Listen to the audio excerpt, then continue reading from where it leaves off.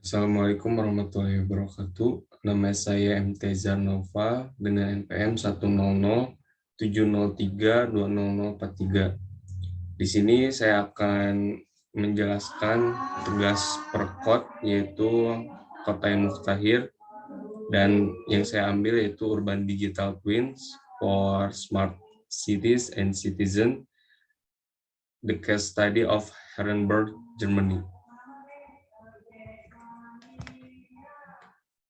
Yang pertama ada topik spesifik.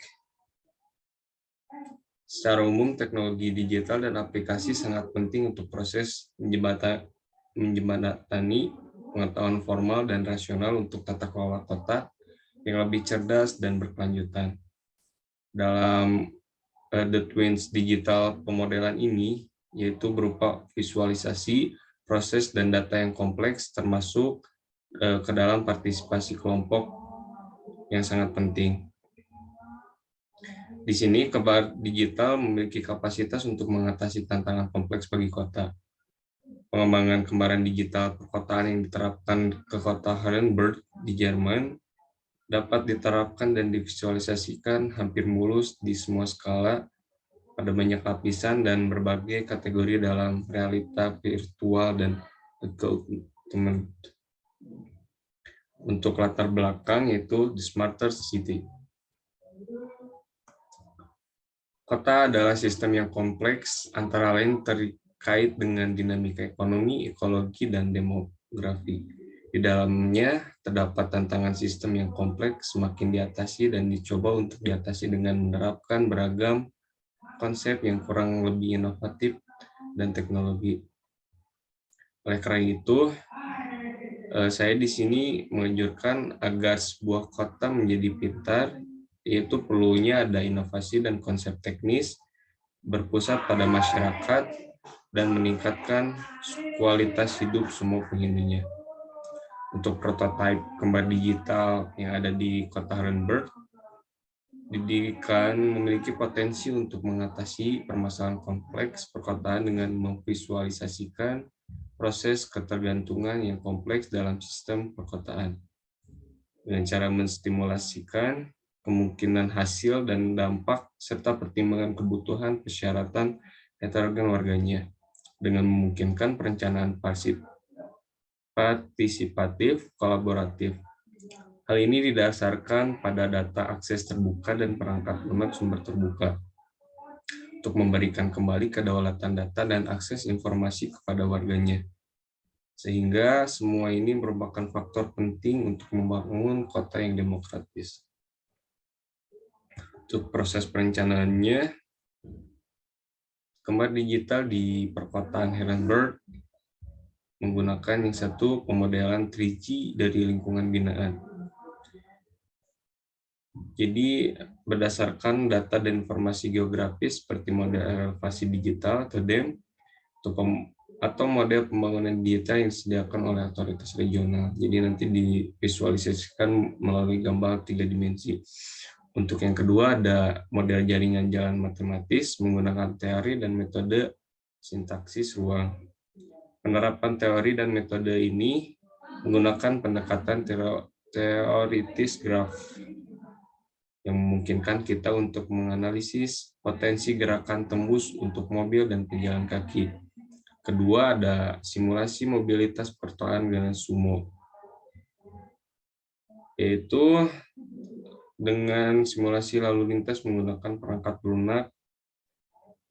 Simulasi mobilitas perkotaan ini menggunakan mikrokopis, ruang kontinu, dan model mobil mengikuti ubah jalur sirkuit waktu.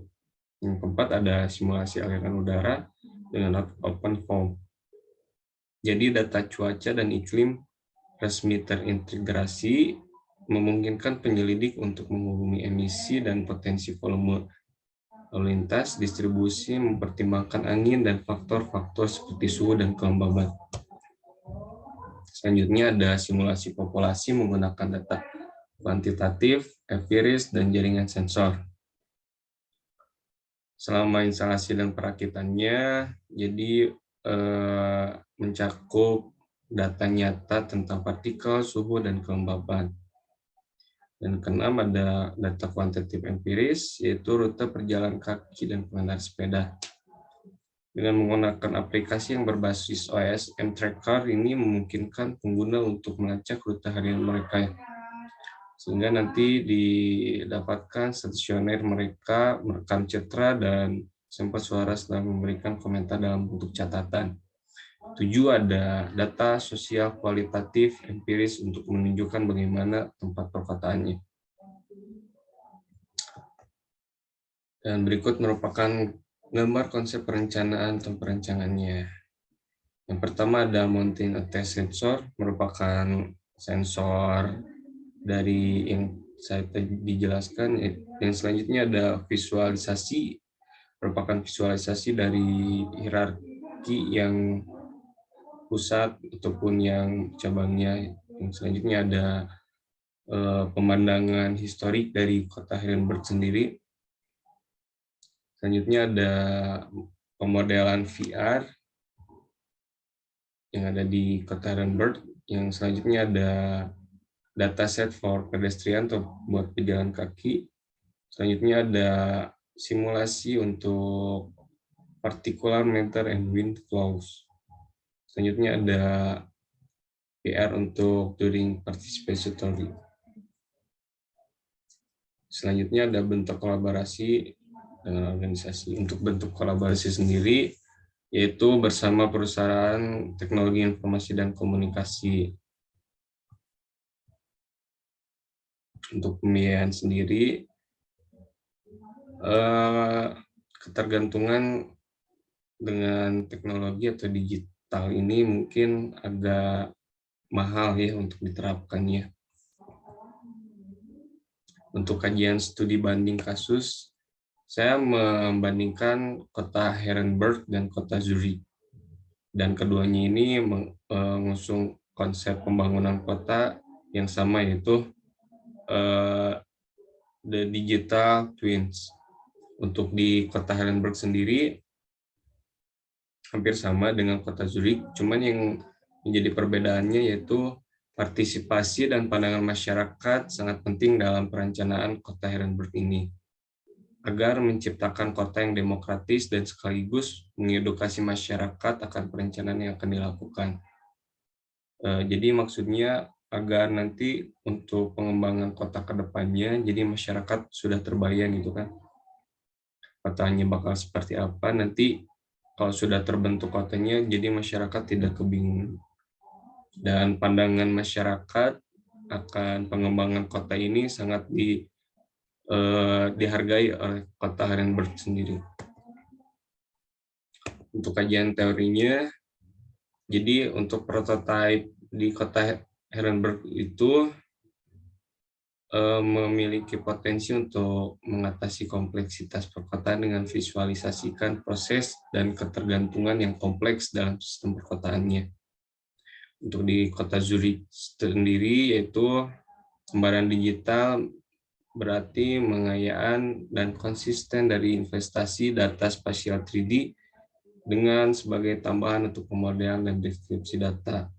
Tujuan utamanya adalah merepresentasi digital kota untuk mensimulasikan isu-isu seperti perencanaan kota dalam perubahan iklim. Dan untuk metode analisisnya, data yang diambil dalam analisis ini adalah data sekunder yang memanfaatkan data-data yang tersedia di internet dengan jenis data yang kualitatif dan kuantitatif. Dan analisis dilakukan dengan analisis deskriptif yang dituangkan dalam bentuk kalimat dan diolah menjadi sebuah bahan tayang ataupun PowerPoint yang menyajikan poin-poin inti dari data yang diperoleh. Mungkin sekian presentasi yang saya paparkan. Mohon maaf bila ada kesalahan. Bila taufiq wal hidayah. Wassalamualaikum warahmatullahi wabarakatuh.